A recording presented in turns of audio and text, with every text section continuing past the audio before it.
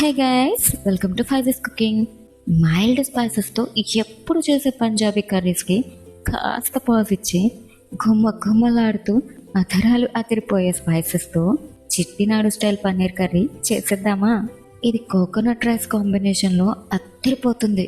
చేసుకుని తిన్నాక మీరే అంటారు అద్భుత అని. మరి లేట్ చేయకుండా స్టార్ట్ చేసేద్దాం. మిక్సీ జార్లో 6 ఎండుమిర్చి, అంగుళన్నర దాల్చిన చెక్క, 6 యాలకులు, అనాస పువ్వు చిన్నదైతే 2, పెద్దదైతే 1, 2 లవంగాలు, 1 మరాఠీ ముగ్గ, 15 లేదంటే 20 మిరియాలు, జాపత్రి 1, 1 స్పూన్ షాజీరా, 1 స్పూన్ సోంపు, 1/2 స్పూన్ జీలకర్ర, 3 స్పూన్ల ధనియాలు, 2 స్పూన్ల గసగసాలు అన్నీ వేసి ఇలా మెత్తని పౌడర్ రెడీ చేసుకొని ఉంచుకోవాలి. ఇంకో పెద్ద మిక్సీ జార్లో 30 జీడిపప్పు, 350 గ్రాముల టమాటా ముక్కలు వేసి బాగా మెత్తగా ఇలా పేస్ట్ రెడీ చేసుకోవాలి. ప్యాన్లో ఆయిల్ వేసి సన్నగా తరిగిన 2 పెద్ద ఉల్లిపాయ ముక్కలు, 6 రెబ్బల కరివేపాకు వేసి కాస్త వేగాక ఉప్పు పసుపు వేసి చక్కని బ్రౌన్ కలర్ వచ్చే వరకు ఇలాగా మంటని మీడియం ఫ్లేమ్లోనే పెట్టుకొని జాగ్రత్తగా వేయించుకోవాలి.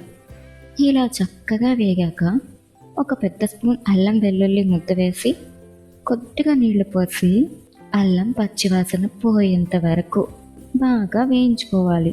ఇప్పుడు ఇందులో మనం ముందుగా రెడీ చేసి ఉంచుకున్న మసాలా పొడి వేసి కలిపి 1 నిమిషం ఇలా మంటని మీడియం ఫ్లేమ్లోనే ఉంచుకొని జాగ్రత్తగా వేయించుకోవాలి.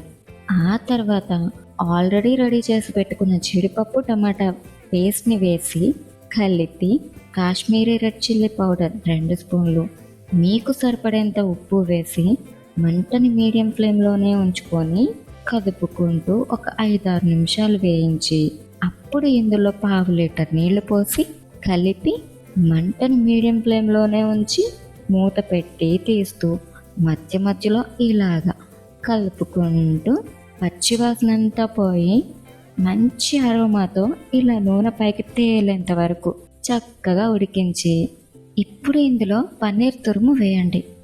మా ఇంట్లో పన్నీర్ క్యూబ్స్ కంటే ఇలా తురిమి వేస్తేనే ఇష్టపడతారు. మీరు కావాలంటే క్యూబ్స్గా కూడా వేసుకోవచ్చు. ఒక్కసారి అలా తిప్పి ఆ వెంటనే కొత్తిమీర చల్లి కలిపి దించేస్తే కొబ్బరి అన్నం ఈ కర్రీ. ఆహా!